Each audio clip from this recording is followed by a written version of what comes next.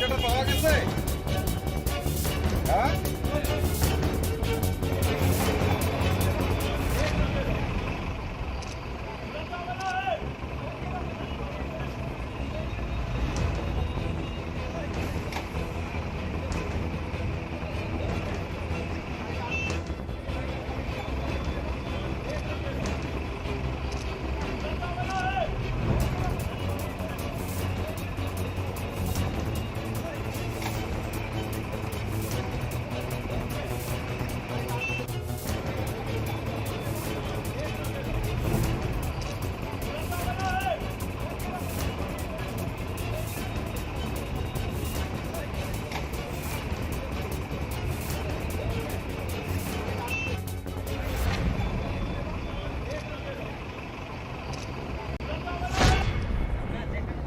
পণ্য পরিবাহী ট্রাক ও ছোট চার চাকার একটি পিকআপ ভ্যানের মুখোমুখি সংঘর্ষে মৃত্যু হলো একজনের, আহত আরো একজন।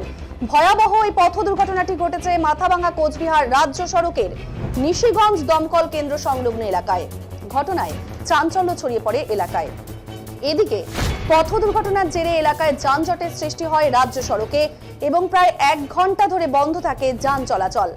জানা গেছে এদিন মাথাভাঙ্গার দিক থেকে কোচবিহারের দিকে আসা একটি পণ্যবাহী ট্রাক এবং কোচবিহারের দিক থেকে মাথাভাঙ্গার দিকে যাওয়া একটি ছোট 4 চাকার পিকআপ ভ্যানের মুখোমুখি সংঘর্ষ ঘটে।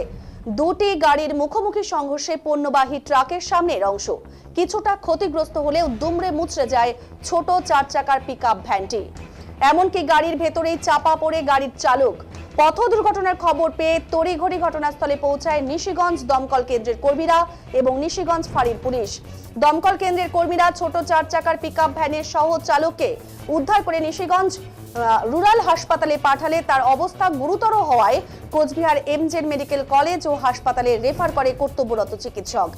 এদিকে ছোট 4 চাকার পিকআপ ভ্যানের গাড়ির চালক গাড়ির ভেতরেই চাপা পড়ে থাকায় পরবর্তীতে গ্যাস কাটার দিয়ে গাড়ির সামনের অংশ কেটে গাড়ির চালককে বের করা হয়েছে। তবে গাড়ির চালক চাপা পড়ে ঘটনাস্থলে মারা যায় বলে স্থানীয় সূত্রের খবর। পুলিশ সূত্রে খবর, এলাকার যানজট স্বাভাবিক করে দুর্ঘটনাগ্রস্ত দুটি গাড়িকে উদ্ধার করে গোটা ঘটনার তদন্তে নেমেছে পুলিশ।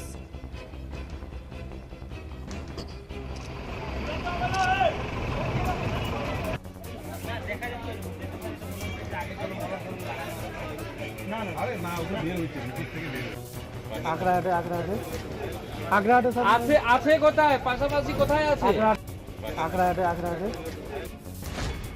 আমরা দেখলাম একটা জোরে আওয়াজ হলো, আমরা দৌড়ে এসে দেখি দুটা গাড়ি পরস্পর একদম মুখোমুখি লেগেছে। হ্যাঁ, ছোটো গাড়িটার ড্রাইভার তো একদম ভিতরেই আটকা পড়ছে এবং ওখানে একদম স্পট ডেট, এটাই দেখলাম। আর ওই গাড়ির তেমন কিছু একটা ক্ষতি হয়নি, যা ক্ষতি হওয়ার এই ছোটো গাড়িটারই হয়েছে।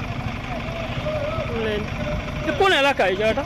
এটা ঘোষপাড়া নলঙ্গিবাড়ি, নিশিগঞ্জ। মর্মান্তিক ঘটনা।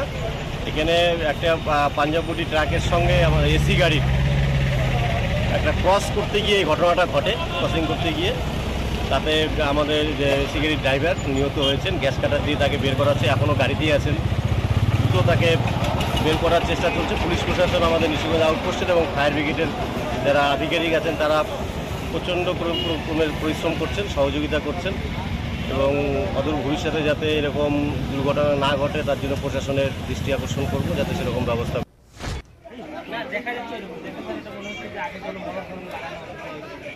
আরে না, ওটা বের হচ্ছে, ভিতর থেকে বের হচ্ছে।